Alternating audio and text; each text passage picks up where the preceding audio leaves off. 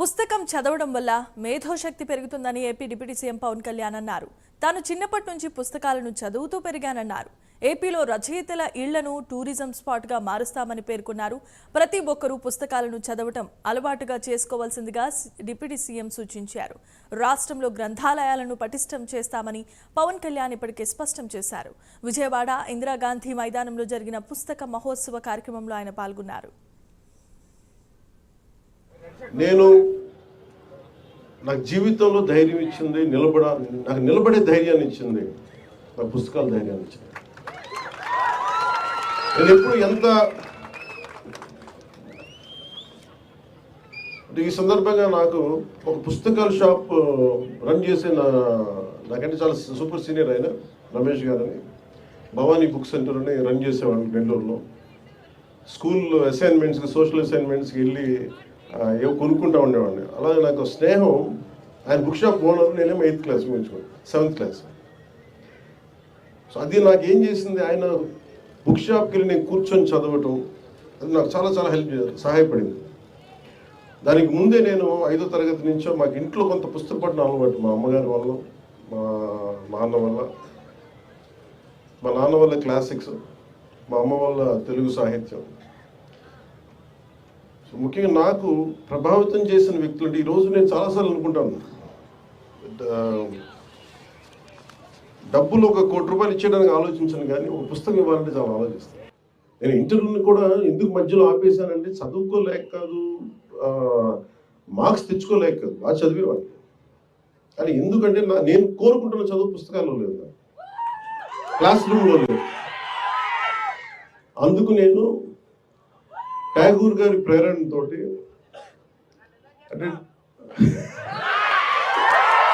రవీంద్రనాథ్ ట్యాగూర్ స్కూల్కి వెళ్ళకుండా ఇంట్లోనే కూర్చొని నేర్చుకున్నారంటే అది నేను కూడా ప్రేరణ తీసుకొని ఆయనలాగే చెట్లు, చేమలు, మొక్కలు చూస్తాం. మా దగ్గరికి అంత లగ్జరీ లేదు, పెద్ద ఉద్యానవనాలు లేవు. మాకున్న 2 రోజా మొక్కలతో కుండీలనే చూస్తాం. పుస్తకాలు పెట్టుకొని, క్లాస్ పుస్తకాలు పెట్టుకుని రోజా పువ్వులను చూస్తూ ఉండిపోయాడు. ఎట్లా ఎగ్జామ్స్ ఫెయిల్ అవుతాం కదా, ఖచ్చితంగా అలా చూస్తూ ఉంటాం. ఇట్లా చాలా ఇవన్నీ చూస్తూ నాకు బలం ఇచ్చింది. ఎందుకంటే నాకు స్వతంత్రంగా నేను నేర్చుకోగలను, నాకు అధ్యాపకులు అవసరం లేదు, నాకు ఏమి కావాలో నేను నేర్చుకోగలను. ఓడిపోయినా ఎందుకు శక్తి ఉంటుంది, ఓటమిలో కూడా ఎందుకు శక్తి ఉంటుంది అంటే, ఇందాక చెప్పాను కదా, books are the training weights of our mind. చదవటం వల్ల మనకి మానసిక శక్తి చాలా బలపడుతుంది, మామూలు బలం. నేను చాలా సంపాదించాను అని అనుకున్నప్పుడు నాకు నిజంగా సినిమాలు గొప్ప విజయం సాధించడం నాకు ఎప్పుడు ఆనందం కలదు. మా వదిన కానీ, మా అన్నయ్య దగ్గరికి వెళ్ళిన, అంటే నాకు ఈ బుక్ ఫేర్కి రాగానే నాకు ఎక్కడో మద్రాసులో ఇప్పుడు చెన్నైలో ఒక తెలుగు ఇట్లాగే బుక్ ఫేర్కి వెళ్ళేవాడు. అక్కడ బుక్ ఫేర్ జరిగేది, తెలుగు సెక్షన్ కూడా ఉంది. అందులో రకరకాల పుస్తకాలు. నేను కొన్నది మొదటిది దేవరకొండ బాలగంగాధర్ తిలక్ అమృతం కురిసిన హాహా హూ అని చెప్పి మన విశ్వనాథ సత్యనారాయణ గారిది ఒక ధారావాహిక సీరియల్ ఉండేది. నాకు ఎందుకు గుర్తుండిపోయిందంటే, ఏదో ఒక విదేశాల్లో పెద్ద బహుళంతస్తులు ఉన్న ఒక సెంటర్లో ఒక అశ్వముఖంతో ఉన్న మనిషి శరీరంతో ఒక గంధర్వుడు పడిపోయి ఉంటాడు, ఇలా మూర్చపడిపోయి ఉంటాడు. ఆ ఫోటో చూశాను, అది చదివి దాన్ని చదవడం స్టార్ట్ చేశాను. ఆ హాహాహు చదివితే విశ్వనాథ సత్యనారాయణ గారిది మన సంస్కృతి పట్ల అవగాహన అర్థం అవుతుంది. అంటే ఎంత గొప్ప సంస్కృతి అని, అంటే ఎంత గొప్ప సైన్స్ ఫ్యాంటసీ సినిమా అంటే, ఒక జగదేక వీరుడు విజయ అతిలోక సుందర కూడా మంచి దానికి మించింది అంటే ఎంత అద్భుతం. అలాగే గుర్రం జాషువా గారిది మనకి ఫిరదౌసి నా టీచర్ చెప్తే, నా తెలుగు మాస్టర్ గారు రమణయ్య వెంకటరమణ గారు చెప్తే ఎంత హత్తుకుపోయిందంటే, నా గుర్రం జాషువా గారి మీద పాదాలకి నమస్కరించాలని అంత గౌరవం పెరిగిపోయింది. అంటే ఒక వ్యక్తి తాలూకు కష్టం, ఒక శ్రమ దోపిడిని ఎలా చేయకూడదు అనేది మనకి ఫిరదౌసిలో అర్థమవుతుంది. ఒక్కొక్క పుస్తకం ఒక్కొక్కలా ప్రభావితం చేస్తుంది. దాంతోపాటు ఆంగ్ల సాహిత్యం కానీ, క్లాసిక్స్ కానీ ఒక్కటి బట్టి నేను చెప్పగలను, తెలుగు సాహిత్యం మామూలు మన అదృష్టవంతులు కాదు. తెలుగు భాషలో మనందరం తెలుగు వారిగా పుట్టడం, అసలు ఎంత అద్భుతమైన సాహిత్యం ఉంది అంటే, మనం నేర్చుకోవాలి, చదవాలి. కానీ మన మైండ్స్ ఎంత ఓపెన్ అప్ అవుతాయో మనకి ఊహించలేము మనం. ఇందాక ఇప్పుడు నాలాంటి వాడి భాష కంటే కూడా, నాలాంటి వాడి ఉపన్యాసం కంటే కూడా, ఇందాక శ్రీనివాసరావు గారికి మనస్ఫూర్తిగా నేను క్షమాపణ చెప్తా ఉన్నాను, కె శ్రీనివాసరావు గారికి. ఎందుకంటే నేను మధ్యలో ఆపేసి అర్థాంతరంగా ఆపేశాను. అంటే ఆయన భారతదేశంలో ఉన్న అన్ని భాషల్లో ఉన్న కీలకమైన కథలన్నీ ఆయన ఇంగ్లీష్లో ఇండియన్ స్టోరీస్ ఒక ఫస్ట్ వాల్యూమ్ ఆయన సంకలనం చేసి నాకు ఇచ్చారు. ఇప్పుడు మనస్ఫూర్తిగా వారికి నా ధన్యవాదాలు తెలుపుతున్నాను. అంటే మనం ఎందుకు ముఖ్యంగా స్కూల్లో ఉన్న విద్యార్థులందరికీ తెలుగు వ్యాకరణం మీద చాలా బాగా దృష్టి పెట్టండి. ఇంగ్లీష్ నేర్చుకున్నది, ఇంగ్లీష్ చాలా అవసరం, నేను కాదనట్లేదు. కానీ మాతృభాషని అర్థం చేసుకోకుండా ఇంగ్లీష్ ఏ భాషను నేర్చుకోలేదు. అది బట్టి మనం, అంతేగాని అది ఇంగ్లీష్లో మాట్లాడినంత మాత్రం ఇంగ్లాండ్లో అందరూ ఇంగ్లీషే మాట్లాడతారు. అక్కడ పేదరికం ఉండకూడదు. ఇంగ్లీష్కి పేదరికానికి జ్ఞానానికి సంబంధం లేదు. ఇంగ్లీష్ వస్తే జ్ఞానం వచ్చినట్టు కాదు. అందుకని ఇదొక్కటి, దానికి తెలుగు భాష చాలా చాలా కీలకం, మాతృభాషను నేర్చుకోవడం. అలాంటి మాతృభాషకి ఇవన్నీ పెంపొందించడానికి ఇవన్నీ పనిచేస్తాయి, బుక్ ఫెయిర్స్ ఇలాంటివన్నీ. మనం కూడా ఇక్కడ కూర్చొని, రచయితలు చాలామంది ఉన్నారు ఇక్కడ.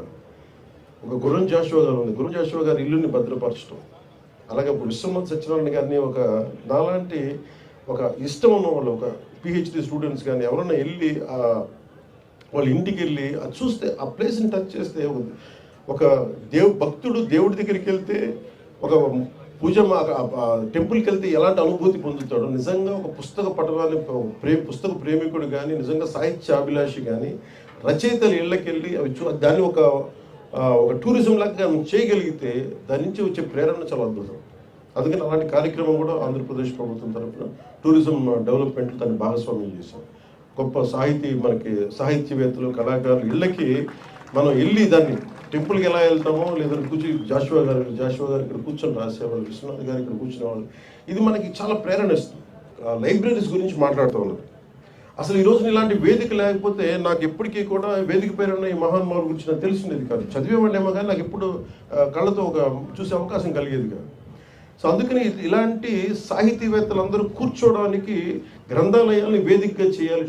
కల్చరల్ సెంటర్స్, లిటరీ సెంటర్స్ అవ్వాలి అంటే ఖచ్చితంగా దాన్ని పరిశీలిస్తాను. ఎందుకంటే దీన్ని ఒక ఉద్యమం లాగే చేయాలి. ఎందుకంటే మనం 2047లో ఒక అద్భుతమైన ప్రగతి చెందిన రాష్ట్రం అవ్వాలి అంటే మనం కూర్చొని జ్ఞానం ఉన్న సమాజం లేకపోతే, సాహిత్యం మీద ఒక బలమైన ఒక అవగాహన ఉన్న వ్యక్తి సమూహం లేకపోతే మనం ఏమి చేయలేము. అంటే